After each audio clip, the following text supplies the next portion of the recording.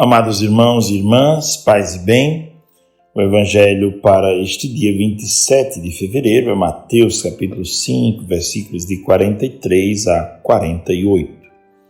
Naquele tempo disse Jesus aos seus discípulos: Vós ouvistes o que foi dito, amarás o teu próximo e odiarás o teu inimigo. Eu, porém, vos digo, amai vossos inimigos e rezai por aqueles que vos perseguem. Assim vos tornareis filhos do vosso Pai que está nos céus. Porque Ele faz nascer o sol sobre maus e bons, e faz cair a chuva sobre justos e injustos. Porque se amais somente aqueles que vos amam, que recompensa tereis? Os cobradores de impostos não fazem a mesma coisa? E se saudais somente vossos irmãos, o que fazeis de extraordinário? Os pagãos não fazem a mesma coisa? Portanto, sede perfeitos, como vosso Pai Celeste é perfeito. Palavra da salvação, glória a vós, Senhor. Estamos diante de um texto bastante radical, no qual Cristo nos convida a fazer algo que imaginamos que seja impossível. Amar o inimigo, rezar por aqueles que nos odeiam, por aqueles que nos perseguem. Como é possível fazer isso? O ponto de partida para entender que é preciso viver desse modo, primeiro é saber que essa é uma vida conforme o Espírito. Não é que espontaneamente, ao natural, nós podemos fazer desse jeito. Amar a todos, perdoar incondicionalmente, ser bondosos mesmo com quem não nos ama, essa é uma condição de vida no Espírito Santo, primeira coisa. Segunda, então devemos pedir ao Espírito Santo que nos ajude, porque sozinhos não conseguiremos viver esse amor radical e ao mesmo tempo incondicional. Porque nós não amamos as pessoas incondicionalmente, mas impomos sempre uma condição, mesmo no amor e os afetos de família. Às vezes um pai ou uma mãe tem dificuldade com um filho e os filhos com os pais, um irmão com outro, por conta de maus comportamentos, por conta de escolhas e de coisas que um ou outro faz, que acaba desmantelando a família internamente. Então, não é fácil amar deste modo incondicional. Mas todos nós, primeira coisa, todos nós precisamos e queremos encontrar um amor assim. Alguém que nos ame, respeitando nossas fragilidades e nos ajudando a crescer.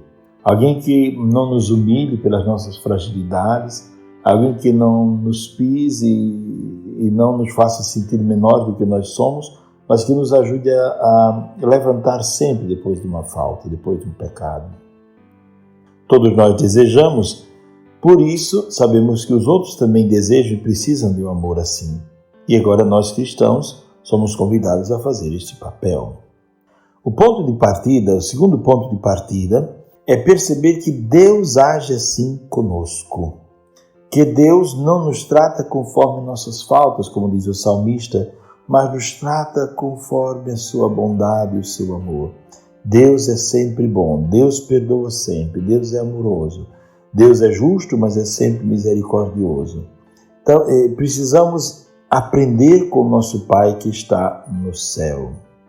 E o terceiro ponto que nos ajudará a pensar sobre esse texto e a colocar este texto em prática, é nos colocar como estes imperfeitos e pecadores.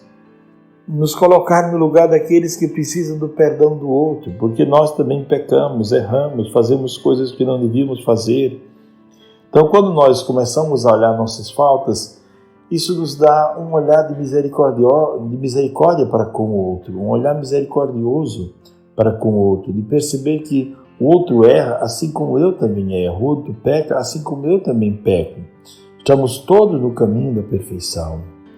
Jesus nos chama a imitar o Pai. Sejam perfeitos como o vosso Pai do céu é perfeito. Busquem a perfeição, quer dizer, mesmo sabendo que vivemos num mundo condicionado pelos pecados, condicionado por tantas coisas, mas devemos buscar a perfeição. Devemos buscar nos aperfeiçoar no amor de Deus. Nos tornaremos, disse Jesus, se vivermos assim, nos tornaremos como filhos. Passaremos da condição de escravo, de servo, para a condição de filhos, porque viveremos de maneira parecida como vive o nosso Pai que está no céu. Trataremos o mundo, as pessoas, de um modo parecido com o Pai do céu trata. Jesus diz, porque se vocês amam somente aqueles que merecem, que recompensa vocês vão ter?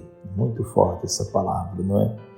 Claro que amar quem não merece não significa viver uma vida, diria assim, como se fosse deslocada da realidade, uma vida de alguém que está alienado.